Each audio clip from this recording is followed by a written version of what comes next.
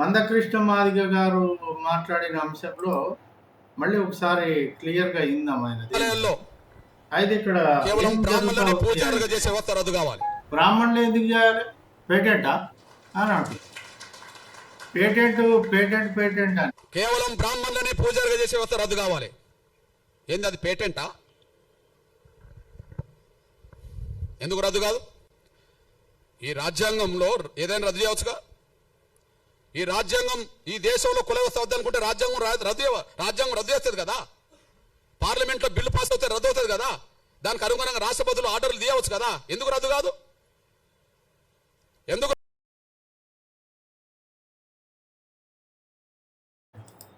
ఇక్కడ మనము మందకృష్ణ మాదిగ గారికి దాదాపు 40 ఏళ్ళ నుంచి చాలా అపారమైన అనుభవం ఉంది. అక్కడ ఏది బిల్లు పెట్టి పాస్ కావాలి, అది కావాలి, ఇది కావాలి.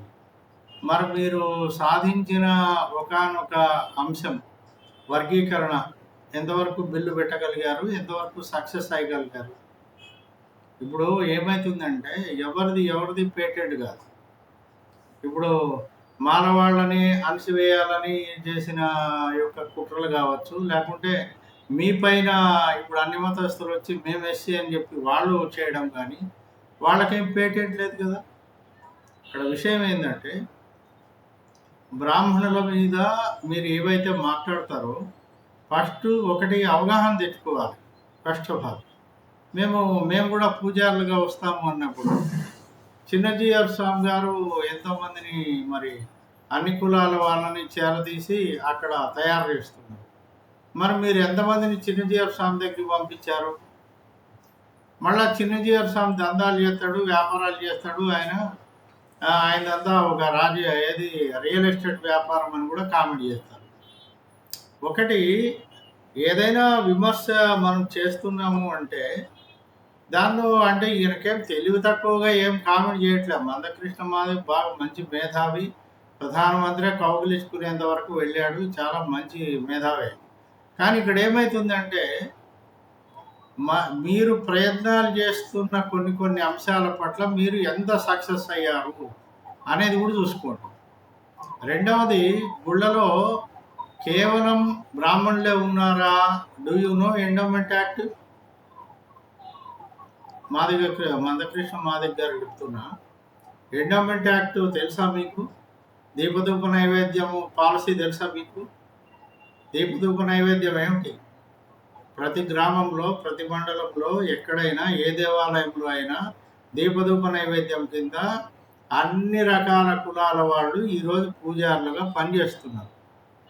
అంటే ఇక్కడ కేవలం బ్రాహ్మణుల పైన మీరు ఏదో మాట్లాడి కొంచెం బాగా ఈ విజన్ మెచ్చుకోవాలనుకుంటున్నారు. అంటే ఇమేజ్ కొంతమందికి రెచ్చగొడితే కొంచెం మార్కులు పడతాయి కదా, ఆ టైప్లో మీరు మాట్లాడడంలో ఏం తప్పేం లేదు. ఎందుకంటే మైండ్లో ఏదొస్తే అది మాట్లాడతారు. ఇవాళ రేపు సోషల్ మీడియా తీస్తే ఎవరి ఆలోచనలు వాళ్ళవి, ఎవరు ఇష్టం వచ్చినట్టు వాళ్ళు మాట్లాడతారు. దానిలో ఏముంది?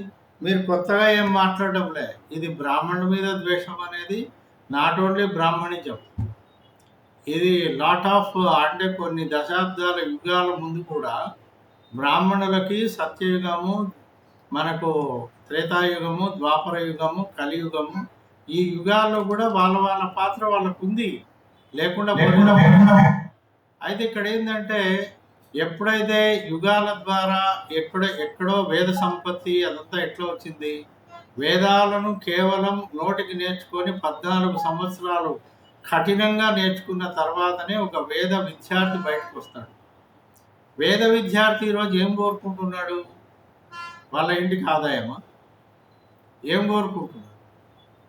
వేద విద్యార్థులు వేద పాఠశాలల్లో నేర్చుకుంటున్నది ఏంటి అంటే, వేదాలను, చతుర్వేదాలను వాళ్ళు ఏదైనా కానీ అథర్వ వేదం కావచ్చు, ఏ వేదమైనా వాళ్ళు నేర్చుకొని ఆ 4 వేదాలను వల్లవేసి 14 సంవత్సరాలు కఠినంగా నేర్చుకొని బయటకు వచ్చిన తర్వాత దాని ద్వారా ఇంకా కొంతమందిని బాగా నేర్పించి అభివృద్ధి చేస్తున్నారు.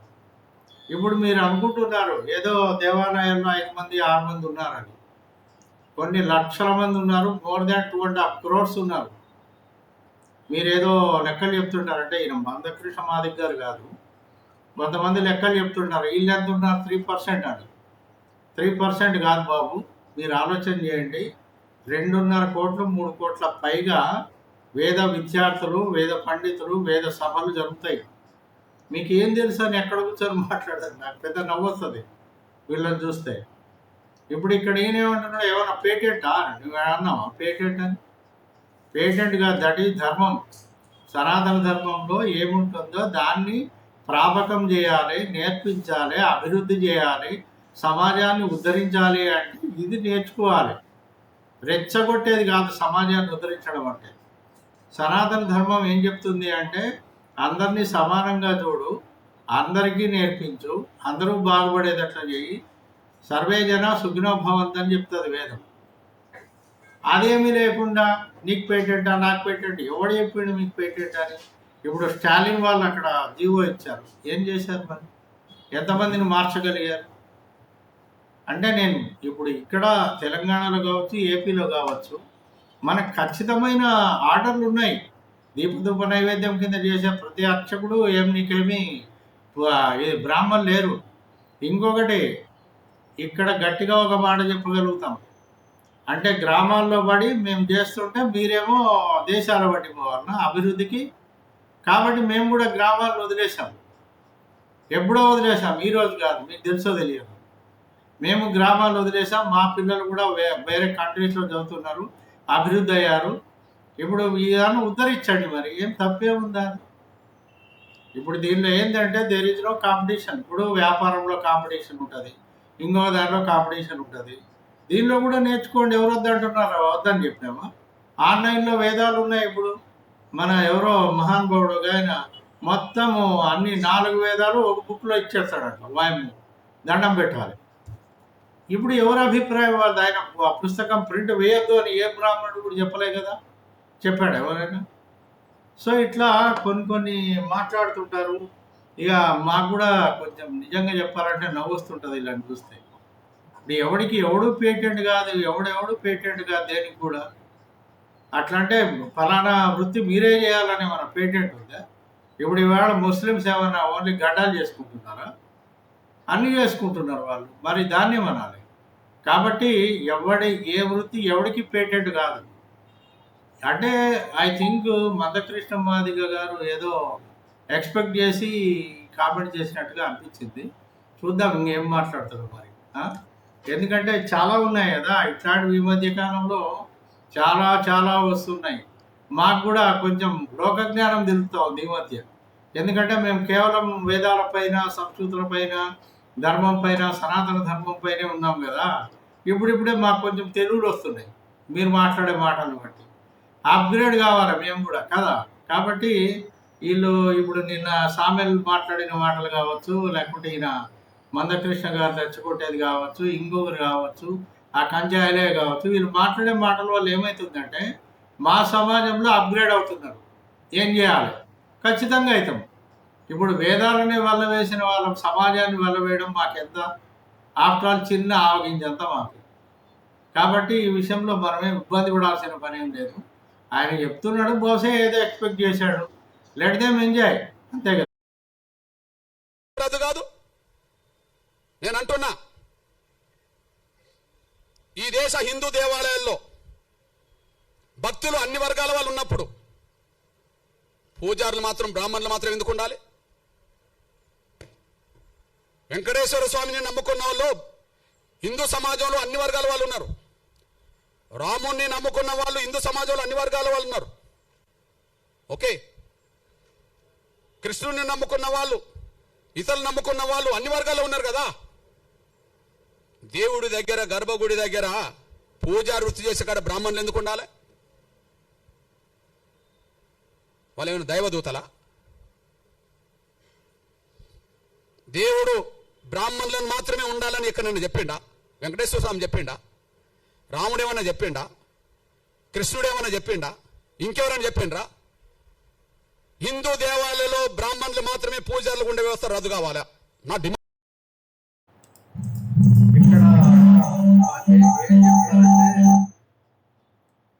సహజంగా రాముడు చెప్పిండా, కృష్ణుడు చెప్పిండా అని అంటున్నారు కదా. వాస్తవానికి ఒక సూక్తి ఉంటుంది, యద్భావం తద్భవతి అని. అంటే ఈయనకు ఏ భావనతో ఆలోచన చేస్తాడో ఆ రకంగానే భవతి అని. యద్భావం తద్భవతి. ఎవరు చెప్పారు అనేది పేటెంట్ ఇవన్నీ మాట్లాడాలి అంటే it is a big lesson.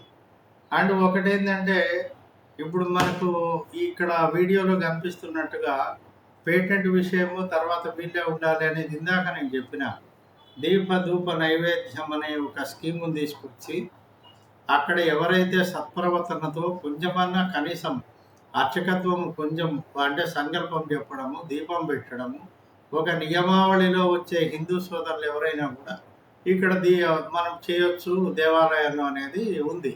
ఈయన ఇక్కడ ఏమంటున్నాడంటే ఇప్పుడు మనం అనుకుంటే అసలు మీరు బ్రిటిష్ కాలము కంటే ముందు కూడా ఏదైనా తీసుకుంటే ఎక్కడ కూడా పర్టికులర్గా బ్రాహ్మణ్స్కు పేటెంట్ ఇచ్చినామని ఎక్కడ కూడా దేర్ ఇస్ నో ఆర్డర్. మరి పేటెంట్ ఎట్లయితుంది? పేటెంట్ కాదు, మా ధర్మం ప్రకారం మేము చేస్తున్నాం, వేదాలు నోట్కి వస్తాయి కాబట్టి, మంత్రాలు వస్తాయి కాబట్టి అని చెప్తాం. మరి ఎట్లా? తన్మంత్రం బ్రాహ్మణాధీనం బ్రాహ్మణో మమ దేవత అని ఒకటి ఉంటుంది. తన్మంత్రం అంటే ఆ మంత్రాన్ని ఏ మంత్రం అయితే అవసరమవుతుందో ఆ మంత్రం బ్రాహ్మణుడు నేర్చుకొని సమాజ ఉద్ధరణకు ఉపయోగిస్తున్నాడు కాబట్టి బ్రాహ్మణుడు చేస్తాడు అని. ఇంకొకటి ఇక్కడ ఆయన విస్మరించిన విషయం ఏంటంటే సమాజ ఉద్ధరణ కేవలం దేవాలయాల్లో అర్చకులు పురోహితులు ఉంటేనే కాదు నాయన, ఇక్కడ చాలా రకాలైన విభాగాలు ఉంటాయి. చతుర్వేదాల్లో కూడా మీకు ఒక్కొక్క వేదానికి సంబంధించిన ప్రత్యేక అధ్యయనాలు ఉంటాయి. ఇప్పుడు తిరుమల తిరుపతి దేవస్థానంలో కూడా పేటెంట్ ఉండని అందరికీ నేర్పించడం లేదు. తిరుపతి దేవస్థానంలో కూడా అందరికీ అలౌ చేసి అక్కడ నేర్పిస్తున్నారు. దానికి ఒక ప్రత్యేకమైన ఆర్డర్స్ ఉన్నాయి, దానికి ఒక ప్రత్యేకమైన నియమావళి ఉంది. మరి ఇవన్నీ ఎక్కడ పోవాలి? అయితే ఇక్కడ విషయం ఏంటంటే ఈయన మాట్లాడుతున్న విషయంలో అయితే వీళ్ళకి ఆగమం కానీ ఇక్కడ ఈయన ఉచ్చరిస్తున్నట్టుగా పాంచరత్నము, శైవాగమం ఇవన్నీ కూడా విడివిడిగా నేర్చుకొని ఏదో వట్టిగా 2 మాటలు నేర్చుకొని, ఇప్పుడు మన కదిరే కృష్ణ గారు అప్పుడప్పుడు భలే గమ్మత్ చెప్తుంటాడు, ఏదో ఒక లైన్ చెప్పేసి ఇది దీనికి అర్థం ఇది అని. అయితే ఒకటేంటంటే దాని సినిమా మధ్యలో ఇంటర్వెల్ ఇచ్చినట్టు మాట్లాడకూడదు. సినిమా మొదటి నుంచి ఎండ్ వరకు చూస్తేనే ఆ కష్టపడి కోట్లు ఖర్చు పెట్టిన నిర్మాత యొక్క కష్టము, డైరెక్ట్ చేసిన డైరెక్టర్ యొక్క విలువ, యాక్టర్ యొక్క ఇవన్నీ తెలుస్తాయి. మధ్యలో ఇంటర్వ్యూలో పోయేసి ఇదేంటి అదేంటంటే ఏం అర్థం కాదు. అంటే బహుశా ఇది related to as on today cinema అని కంపేర్ చేసుకోవచ్చు. ఎందుకంటే ఒకప్పుడు సినిమాల్లో ఒక సమాజ ఉద్ధరణకి కొంచెం మెసేజ్లు వచ్చేవి. ఇప్పుడు ఏమున్నాయి, మొత్తం ఆవివాలు చూపించేసి ముద్దులు ఇవే కదా ఉండేది. వీళ్ళకి అంతే కావాలి. అంటే ఎక్కడైతే బాగా ఎగిరి మస్తుగా ఎక్స్పోజ్ చేసి సినిమాలు తీస్తే ఆడికి కోట్లు వస్తాయి. సో ఇప్పుడు దిస్ ఈజ్ ఆల్సో అలాంటి దీనిలోకే మనము వెళ్ళాలి అని అనుకుందాం. వ్యవస్థ ఎవరు ఇది క్రియేట్ చేయలేదు. ఇంకోటి ఏంటంటే Hindu religious endowment act 1926 British కాలంలో మొదటి చట్టం చేసి దేవాలయాల నిర్వహణ పైన ప్రభుత్వ పర్యవేక్షణ స్టార్ట్ అయింది 1926. అప్పుడు ఈయన కూడా గుర్తులేదు కానీ అది ఇక్కడ ఈ వీడియోలో ఆయన మాట్లాడుతుంది ఏంటంటే ఒక పేటెంటా లేకుంటే వీళ్ళు వెంకటేశ్వర స్వామి చెప్పిండా నరసింహస్వామి చెప్పిండా అని ఎవరు చెప్పారనైనా. ఆగమం అనేది ఒకటి, ఏ దేవాలయానికి ఏ ఆగమం ప్రకారము ఎలా చేయాలి, క్రతువు ఏంటి, ధ్వజస్తంభం ఏంటి, నిర్మాణం ఏమిటి, ఎంత ఎత్తులో కట్టాలి, దేవాలయ వ్యవస్థ అంటే ఏందనుకుంటారో స్వామి. ఫస్ట్ మీరు అది నేర్చుకొని దానిలో ఎంతమంది నిష్ణాతులై ఉన్నారు, మీ వాళ్ళు ఎంతమంది వస్తారు దాన్ని కూడా చెప్తే ఫస్ట్ ఒక అవగాహన తరగతులు చేయాలి. మందకృష్ణ మాదిగ గారు నాకు తెలిసి కన్వర్టెడ్ క్రిస్టియన్ అయితే కాదు కదా, హిందువే కదా. మరి ఎందుకు సమన్వయంతో వేద పండితులతో మాట్లాడి ఇది ఇలా చేస్తే ఎలా ఉంటుందని ఎందుకు రాలేదు? రండి, ఇది నేను చెప్తున్న ఈ brahmins news channel it's a centralised ఏది యూట్యూబ్ ఛానల్ ఫర్ ది ఏది world wide brahmins. Let us come them. రండి, గ్లోబల్ బ్రాహ్మిన్స్ వెల్ఫేర్ అసోసియేషన్ ఆధ్వర్యంలో వేద పండితుని కూర్చోబెట్టి మీరు అడిగేది పేటెంటా కాదా, అది ఎలా చేయాలి, చేయాలంటే ఏం చేయాలి, నియమాలు ఏమిటి, మీరు ఐదు ఏళ్ల నుంచినే పిల్లగాన్ని పంపించి 14 సంవత్సరాలు అతనికి వేదం నేర్పించి ఏ ఆగమం ప్రకారము ఎలా తీర్చిదిద్దాలి అనేది ఎంతమందికి వస్తుంది, ఎంతమంది చేస్తారు అనేది కూడా ఉంటుంది కదా. మరి మేము ఇప్పుడు ఇన్నేళ్ళు యుగాల నుంచి నేర్చుకొని ఇక్కడ దాదాపు 70-80 ఏళ్ళ నుంచి చేస్తున్న వాళ్ళం. మేము చేస్తున్నాం, మేము అడిగామా వాళ్ళ పేటెంట్ మాకియండి, వీళ్ళ పేటెంట్ మాకియండి. ఇప్పుడు మంగళవాళ్ళ పేటెంట్ వాళ్ళకేనా మేము చేయొద్దా అని ఇప్పుడు ఎవరు అడగలేదు కదా. ఎవడి పేటెంట్ వాళ్ళకు ఉంటుంది. పేటెంట్ అని అనుకుంటే అది వేరు. హక్కుల పోరాటం అంటే కేవలం మీడియా పరంగా ఏదో 10 మందిని 10 మాటలు అనడం తప్ప వేరే మీనింగ్స్ రావు మీకు. కాబట్టి నేనేమంటా అంటే మీరు ఎప్పుడు కూడా ఒకసారి ఒకరిని ఏమన్నా అనేప్పుడు దాని వెనకాల లోతుగా అధ్యయనం చేయండి. అధ్యయనం చేసి ప్రభుత్వాలు ఏ ప్రభుత్వం ఏ జీవో ఇచ్చింది, ఈయన బిల్లు పార్లమెంట్లో పెడితే ఎందుకు రాదండి, బిల్లు పార్లమెంట్ అక్కడ వరకు ఎందుకు, ఫస్ట్ అవగాహన రావాలి కదా. బిల్లు వరకు తర్వాత చూద్దాం. బిల్లు పెట్టాలంటే ఏ పేటెంట్ ఎవరికి ఉందని ఎవడు రాసియాలి, ఎవడన్నా ఎండోమెంట్ డిపార్ట్మెంట్ లెక్కలు ఉన్నాయా, ఇంతమంది అర్చకులు బ్రాహ్మణులు ఉన్నారు, ఇంతమంది వీళ్ళు ఉన్నారు అనేమి ఉండవు. They are enrolling everybody for the endowment department as per rules అనమాట. మరి ఏం బిల్లు పెడతావు, ఎట్లా పాస్ చేస్తారు? అసలు బిల్లు పెట్టేది పక్కన పెట్టండి, అవగాహన రావాలి కదా ముందు. అది మీరు తెలుసుకోకుండా మాట్లాడితే అక్కడ ఈయన మాట్లాడుతున్న మాటలు కూడా గమ్మత్తుకుంటాయి కొంచెం. అదే వినాలని ఈ వీడియో పెట్టాను. ఇదేంటంటే ఎవరి భావోద్వేగాలు వాళ్ళవి, ఎవరి భావ ప్రకటనలు వాళ్ళవి, ఎవరి ఫీలింగులు వాళ్ళవి. ఎవరి ఫీలింగులు ఎలా ఉన్నా బ్రాహ్మణులు ఏం ఫీల్ కాదు. ఎందుకంటే మాకు చూస్తున్నాం, చాలామందిని చూస్తున్నాం, ఇక చేస్తూ ఉంటారు ఇక. అందుకనే ఏదైనా సాధనమున్న పనులు సమకూరు ధరలోని అన్నట్టు ఎవరైనా ఏదైనా సాధన చేయాలి. అది ఏమి లేకుండా వట్టికి వచ్చేసి ఇట్లా మాట్లాడితే మీడియాలో కేవలం మీ వర్గాన్నో లేకుంటే ఇంకోనో రెచ్చగొట్టడానికి మీరు చేస్తున్నారేమో. బ్రాహ్మణులు ఎప్పుడు ఫీల్ కాదు ఆయన, అది గుర్తుపెట్టుకోమని. అక్కడ నుంచి కుల నిర్మూలకు దారితీస్తుంది, అక్కడ నుంచి సమానత్వానికి దారితీస్తుంది. హిందూ వ్యవస్థలో సమానత్వం రావడానికి పునాదులు పడతాయి. నేను ఒక విషయం చెప్తున్నా. నేను అయోధ్యలో రాముడి గుడి కాడ మా ఎస్సీ ఎస్టీ బీసీలకు ఉండబడే హక్కు ఇంకెవరికి లేదు. అది శ్రీకృష్ణ మందిరమైనా అయోధ్య మందిరమైనా రామాలయాలు ఎక్కడుంటాయో అక్కడ ఎస్సీ ఎస్టీ బీసీలకు ఉండబడే అంత రైట్ ఇంకెవరికి లేదు. ఓకే, నేను సాక్ష్యం చెప్తున్నా. మనం రామరాజ్యం గురించి మాట్లాడతాం. రాముడు పరిపాలించినాకనే రామరాజ్యం కదా, పరిపాలించక ముందు కాదు కదా.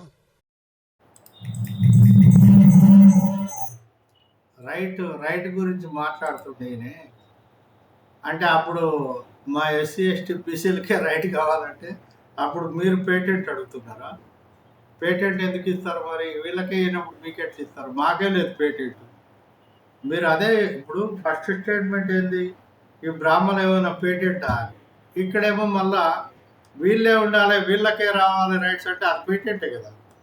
మరి ఎలా వస్తుంది? అక్కడ లాజిక్ మిస్ అయింది మందకృష్ణ గారు. అది అర్థం చేసుకోండి మీరు కొంచెం.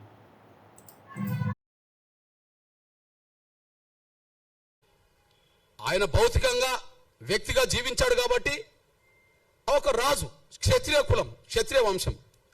రాముడు ఏ వంశం? క్షత్రియ వంశం, అంతే కదా. రాముడు ఏ వంశం? క్షత్రియ వంశం. ఓకే, నేనంటున్నా జై శ్రీరామ్ అని అందరం అంటాం అనుకో. రాముడి గొప్ప లక్షణాలు ఆయన పరిపాలన ద్వారా తెలిసినాయి కదా ఎక్కువ. రామరాజ్యం అని ఎందుకు అంటున్నాం? రాముడికి తమ్ముడు ఉన్నాడు భరతుడు, రాముడి కంటే ముందు పరిపాలించండు కదా. రాముడు అయోధ్యకు వచ్చినప్పుడు తండ్రి మాటకు, సవతి తల్లి మాటకు, పినతల్లి మాటకు కట్టుబడి ఉండి రాముడు అడవికి వచ్చాడు కదా, సీతను శ్రీమతి గారిని పట్టుకొని, తమ్ముడిని పట్టుకొని. అప్పుడు ఎవరు పరిపాలించిండ్రు? ఎవరు పరిపాలించరు కదా. మరి ఆయన పరిపాలించడు, రాముడు పరిపాలించడు. కానీ మనం ఏమంటున్నాం, మన హిందూ సమాజంలో రాముడి భక్తులు ఓకే రాముడు దేవుడు గొప్ప రాజు అనుకుంటే ఏమంటున్నాం? రామరాజ్యం తీసుకొస్తాం అంటున్నారు. రామరాజ్యం గొప్పదే కదా. ఆ రామరాజ్యం గొప్పదని ఎట్లా తెలిసింది? రాముడు పరిపాలిస్తేనే తెలిసింది కదా. మరి రాముడు అయోధ్య నుండి వస్తే ఆ అడవి నుండి వచ్చినాకనే పరిపాలించాడు కదా. అడవికి వెళ్ళక ముందు రాజు కాదు కదా. అడవికి వెళ్ళక ముందు రాజు కాదు కదా. అడవికి వెళ్ళి వచ్చినాకనే రాజు కదా. మరి అడవికి వెళ్ళి అడవి నుంచి మళ్ళీ ఉట్టికనే వచ్చాడా? యుద్ధం చేయలేదా? యుద్ధం జరిగిందా లేదా? ఇక్కడ రాముల వారి గురువు వశిష్ఠుల వారి గురించి ఈయన మర్చిపోతున్నాడు. అయితే ఇక్కడ విషయం ఏంటంటే, చాలామందికి అవగాహన రాహిత్యం ఎక్కడ ఉంటుందంటే, ఒక సబ్జెక్టు తీసుకున్నప్పుడు అది ఏ కాలం నుంచి వచ్చింది, ఏ యుగం నుంచి వచ్చింది. ఇప్పుడు మనం ఏం మాట్లాడుతున్నామంటే, patent for the Brahmins in the year of 2026. మళ్ళీ ఎక్కడ పోయాం? రాముడికి పోయాం. అది ఎప్పుడు? ద్వాపర యుగం కూడా కాదు, ఆయనకంటే ఆయన కాదు, త్రేతాయుగం. త్రేతాయుగానికి పోయి మళ్ళీ తీసుకొచ్చి ఇక్కడ పేటెంట్లు ఎక్కడవి? ఇప్పుడు త్రేతాయుగంలో బ్రాహ్మణులకు పేటెంట్ ఇచ్చారు, అయినా ఎవరు ఇవ్వలే కదా. మరి వశిష్ఠ మహర్షి ఎక్కడ పోవాలి? ఇప్పుడు there is no link between the arguments. ఏదైనా కూడా ఎవరైనా మాట్లాడేప్పుడు, ఇప్పుడు నేనేదో ఈయన బ్రాహ్మణుల గురించి అన్నాడని నేను బ్రాహ్మిన్స్ వెల్ఫేర్ భవన్ నుంచి కామెంట్ చేయట్లేదు. గమ్మత్ అనిపిస్తుంది. ఇప్పుడు ఏదో చిన్నపిల్లలు ఏదో ఆవేశంలో ఎవరైనా అన్నారు అంటే ఇట్ ఈజ్ ఓకే. బట్ దాదాపు 50 సంవత్సరాల వయసు పైనున్న మందకృష్ణ మాదిగ గారు కూడా ఇట్లాంటి సిల్లీ ఇష్యూస్ తీసుకొని జోక్గా మాట్లాడితే ఎట్లా? ఇప్పుడు మీ పేటెంట్ ఎవ్వడికి ఇవ్వలేదు. మీరు ఎక్కడైనా ఉందా పేటెంట్ ఇచ్చినారని? మీరే, నేను కూడా అంటున్నా, పేటెంట్ ఇచ్చిండ్రా బ్రాహ్మిన్స్కి ఎక్కడన్నా? మీరే దేవాలయాల్లో చేయాలని ఎండోమెంట్ పేటెంట్ ఇచ్చింది. Anybody can come forward for the అర్చక జాబ్ అని. మరి పేటెంట్ ఎవరికి ఇచ్చినట్టు? అందరికీ కదా. మరి ఈ గోల్ అయింది. అయితే ఒక్కసారి ఎప్పుడు కూడా ఈ నంబర్ ఉంది మాది, బ్రాహ్మిన్స్ న్యూస్ ఛానల్ నంబర్ ఇక్కడ డిస్ప్లే అవుతూ ఉంటుంది. ఏదైనా బ్రాహ్మిన్స్ మీద మాట్లాడేటప్పుడు కాల్ చేయండి, ఇబ్బంది ఏం లేదు. మీరు తిట్టినా నేను ఆన్సర్ చెప్తాను, దానికి నాకేం అభ్యంతరం లేదు. ఎందుకంటే అందరిపైన సరైన అభిప్రాయం ఉండాలి అనేది ఏం రూల్ లేదు. This is India. ఇండియాలో ఏంటి, మనకు ఏదన్నా చేసేప్పుడు ఒక అభిప్రాయ భేదాలు వస్తాయి. తర్వాత ఇంకొకటి, మీరు మన మందకృష్ణ మాదిగ గారు అసలు ఎక్కడో ఉన్నారు. ఫస్ట్ అసలు సమస్య చెప్తా వినండి. ఇక్కడ సమస్య ఏం తెలుసా? సరే, ఈ పేటెంట్ పక్క పెడదాం కొంచెం. మీరు రాముడి గురించి మాట్లాడారు కదా. ఇప్పుడు మా దగ్గర నామాలు గొడవలు ఉన్నాయి, తెలుసా మీకు? నిలువు నామాలు, అడ్డం నామాలు, శివాలయాలు, వైష్ణవాలయాలు ఉన్నాయి, తెలుసు కదా. ఈ మధ్య మన చిన్నజీఆర్ స్వామి వారు ఏమన్నారు, ఆదిశంకరాచార్యులు గారి గురించి ఆయన ఏదో మాట్లాడితే డిష్యూమ్ అయింది బాగా, మామూలుగా కాదు. ఇక సోషల్ మీడియా మొత్తం అదేంటి, మనోభావాలు అనేది ఎవరికైనా దెబ్బతింటాయి. ఇప్పుడు నువ్వు గొప్ప నేను గొప్ప అంటే, మేము మా మంత్రాల్లో ఏముంటుందంటే శివాయ విష్ణు రూపాయ శివరూపాయ విష్ణువే అని ఉంటుంది. అంటే శివుడు విష్ణువు ఒకటే అని. ఎవరు వాటి ఇవ్వాలి? నామాలు తీసేస్తారా? ఎవడు తీసేయడు. ఎవరి వాళ్ళ ఆగమం వాళ్ళది, ఎవరి అలవాట్లు వాళ్ళది, ఎవరి సంప్రదాయం వాళ్ళది. ఇప్పుడు ఇంకొకటి, ఇక్కడ మందకృష్ణ మాదిగ గారు ఆలోచన చేయాల్సింది ఇంకోటి ఉంది. ఇక్కడ ఈ వివాహం అనేది ఉంది కదా, అది మీరు ఎవరి కులంలో అయినా తీసుకోండి. ఈవేళ మీకు ఈనాడు దినపత్రిక సాటర్డే తీయండి, దానిలో మామూలుగా డబ్బులు పే చేసి అన్ని ఒక్కొక్కటిది కులము మతము రాసి వీళ్ళకి ఇంత వయసు, ఇంత ఈ వరుడికి కావాలి, వధువు కావాలి, వధువుకి వరుడు కావాలని వేస్తారు కదా. అవి కాకుండా నెక్స్ట్ కాలంలోకి వెళ్ళండి ఒకసారి.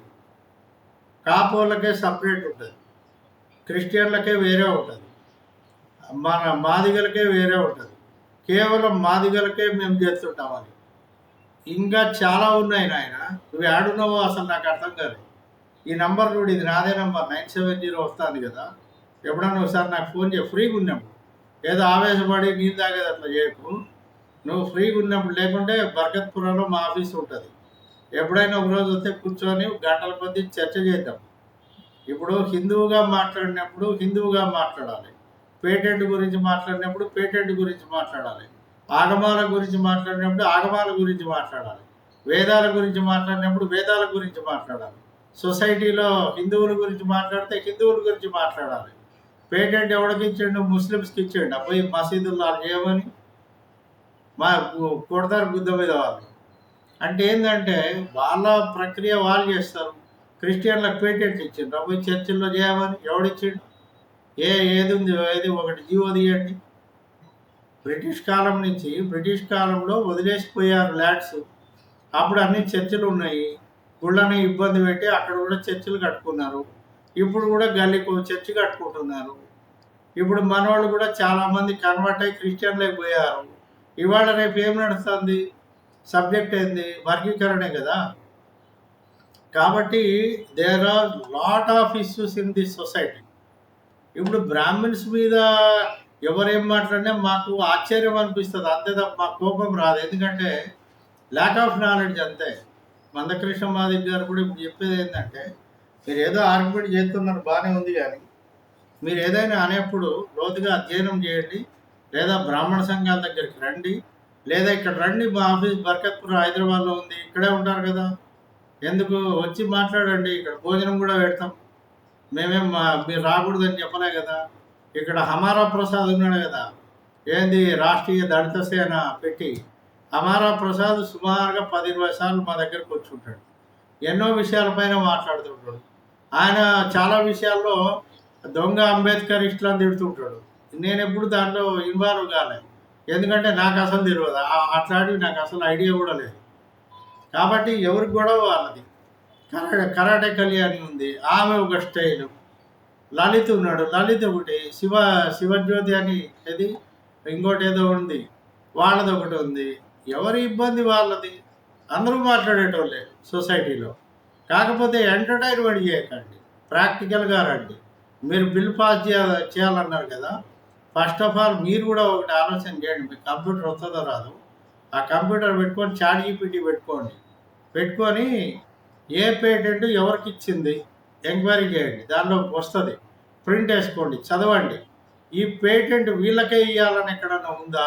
లేకుంటే ఇప్పుడు ఎండోమెంట్లో అన్ని కులాలలో అర్చకులు వచ్చారు కదా, అది ఎలా వచ్చింది? ఇవన్నీ స్టడీ చేయాలి. వట్టిగా ప్రజలని ఏదో మభ్య పెడదామనో రెచ్చగొడదామనో డైలాగులు కొడితే ఏం జరుగుతుంది చెప్పండి? ఏం జరగదు. కాబట్టి మనం పేటెంట్ల గురించి ఎప్పుడు మాట్లాడకూడదు. పేటెంట్ ఎవడిచ్చిండు? ఏ కులం వాళ్ళకి పేటెంట్ లేదు. మీరే అంటున్నారు కదా భారతదేశం ఇది అందరికీ సమానమే అని. అప్పుడు పేటెంట్ ఇచ్చినట్టు ఇవ్వనట్లా అయిపోయా. మీ దానిలోనే ఆన్సర్ ఉంది. ఇంకా మళ్ళీ కొత్తగా బ్రాహ్మణులే ఉండకూడదు, అట్టెట్లుంటారంటే మరి వేరే వాళ్ళు కూడా అందరు చేస్తున్నారు కదా. ముందు హిందువులు ఐక్యంగా ఉండాలనే చెప్తారు. వేదాలను అనుసరించి మీరు నేర్చుకోండి, సమాజాన్ని ఫస్ట్ పరిరక్షించండి, సనాతన ధర్మాన్ని పాటించండి. ఇవన్నీ ఏం లేకుండా దేవాలయాల గురించి అర్చకుల గురించి మాట్లాడుతూ మీరు పొట్టెందుకు పెట్టుకోలే స్వామి? ఇప్పుడు ముందు ధర్మం నువ్వు పాటించాలి కదా. పొట్టు ఎందుకు పెట్టుకో అంటే మేము అప్పుడు మిమ్మల్ని ఏమన్నా అనాలి? ఇక ఫస్ట్ మనం ఏదైనా మాట్లాడేప్పుడు నిరసన తెలియజేసే విధానం ఉంటుంది, లీగల్గా కొట్లాడే విధానం ఉంటుంది, మీడియాలో ఏదో ప్రసంగాలు ఇచ్చేది ఉంటుంది, ఒకరిపైన ఒకరు దుమ్మెత్తి పోసుకోవడం ఉంటుంది, క్రిటిసైజ్ చేసేది ఉంటుంది, పరిపాలనా విధానానికి అప్లికేషన్ పెట్టేది ఉంటుంది. ఇవన్నీ ఇన్ని రకాలుగా ఉంటే ఇవన్నీ ఏం లేకుండా ఏడో కూర్చొని ప్రెస్ క్లబ్లో కూర్చొని డిసైడ్ చేశారు ఇది. అయితే ఒక్కటేంటంటే ఇంకా నయం అదృష్టం, మీ వీడియో నాకు పంపించారు ఎవరు, బాగానే ఉంది. ఈ నెంబర్కి కాల్ చేయండి, ఒకసారి వస్తే రామారావణ యుద్ధం జరిగిందా లేదా? ఆ యుద్ధంలో గెలిస్తే కదా రాముడు రాజు అయింది. మళ్ళా ఆ యుద్ధంలో గెలిస్తే కదా అయోధ్యకి వెళ్ళింది, గెలిచినాక కదా అయోధ్యకి వెళ్ళింది, అయోధ్యకి వెళ్ళినాక కదా మళ్ళీ రాజుగా పట్టాభిషేకం చేసింది. గెలవకపోతే ఓకే గెలిచిండు, గెలవడానికి యుద్ధం జరిగింది కదా. ఆ యుద్ధం ఎక్కడ జరిగింది? అడవిలో జరిగింది కదా. ప్రధానంగా శ్రీలంకకు దక్షిణాది మధ్యనే జరిగింది కదా. మరి ఆయన సైన్యం ఎవరా? రాముడు సైన్యం ఎవరు? వానరులే కదా. వానరులు అంటే ఎవరు? అడవి బిడ్డలు కదా. అడవి బిడ్డలు అంటే ఎవరు? ఆదివాసులు కదా. ఆదివాసులు అంటే ఎస్టీలు కదా. అడవిలోనే యుద్ధం జరిగింది కదా. రాముడి సైన్యం 99% ఎవరు? రాముడికి తోడొచ్చిన లక్ష్మణుడు ఉన్నాడు సోదరుడిగా. కానీ రాముడికి అండగా నిలబడ్డది ఎవరిగా? సుగ్రీవుడు కదా. అడవి గిరిజన రాజే కదా. చాలా ఎక్స్పీరియన్స్ బాగానే ఉంది. ఇక్కడ ఏంటంటే వానరులు అట్టనే మనకి ఇప్పుడు ట్రైబల్ ఏరియాల్లో అసలు అక్కడ దేవాలయాలు ఎన్ని ఉన్నాయి లెక్క ఉంది స్వామి. ఒకటి. రెండోది, మీరు ప్రతిరోజు వార్తలు చదవండి ముందు. మీరు కొంచెం అంతా మీ ధ్యానంలోనే మీరు ఉన్నట్టుగా ఉన్నారు. ట్రైబల్ ఏరియాస్లో యాజ్ ఆన్ టుడే రోడ్డు చక్కగా లేక గర్భిణీ స్త్రీలని చేతి మీద ఎత్తుకొని పోయి ఎక్కడో డెలివరీలు చేసి మధ్యలో చచ్చిపోతున్నారు. ఈ పేటెంట్లు గుళ్ళో ఎవరన్నా పెడితే అది అవుతుందా? దేవుడేమి అట్లా దాంట్లోకి ఉండదు. కర్మ సిద్ధాంతం ఉంటుంది. మీరేందంటే గిరిజనుల గురించి మాట్లాడి, ట్రైబల్ గురించి మాట్లాడి, వానరుల గురించి మాట్లాడి, త్రేతాయుగాన్ని, ద్వాపరయుగాన్ని, కలియుగే ప్రథమ పాదే జంబూద్వీపే భర్తవర్షే భర్తఖండే మేరోర్ దక్షిణ దిగ్భాగే అని మేము చెప్తాం ప్రతిరోజు. మీరు అవన్నీ ఎక్కడెక్కడో తీసుకొచ్చి ఇప్పుడు మిక్స్డ్ కంబైన్డ్గా ఏ సబ్జెక్ట్ ఉండదు. మీరు అది కొంచెం ఆలోచన చేయాలి.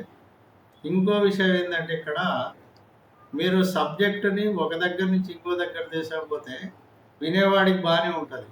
మా గరికపాటి నరసింహారావు గారు కూడా ఇట్లనే ఈ మధ్య ఆయన ఏదో మామూలుగా వ్యాఖ్యానంలో మాట్లాడుతూ అసలు ఆయన ఉపాధ్యాయుడు కాబట్టి ఉపాధ్యాయుడికి గుడ్ల కేంద్రాన్ని ఆయన వాడు కూర్చుంటాడా అని మాట్లాడాడు. అయిపోయాడు. మొత్తం దొబ్బారు ఆయన.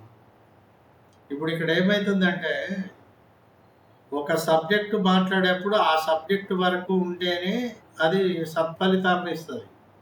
ఇప్పుడు మీరు మాట్లాడుతున్నది ఏమిటో, ఎక్కడికి పోతారో, ఏం మాట్లాడతారో, ఏం చేస్తారో ఒక్క ముక్క అర్థం కావట్లేదు. పేటెంట్ గురించి స్టార్ట్ చేశారు, త్రేతాయుగానికి పోయారు, ఇప్పుడేమో మళ్ళీ ట్రైబల్ ఏరియాస్కి వచ్చారు. ట్రైబల్ ఏరియాస్లో ఏం డెవలప్మెంట్ చేసింది గవర్నమెంట్ అనేది మాట్లాడాలి. అక్కడ పేటెంట్లు ఎవరికి? వాళ్ళ భూములు లాక్కున్నారు, అదేమన్నా పేటెంటా? సో ఇట్లాంటివన్నీ లాట్ ఆఫ్ ఇష్యూస్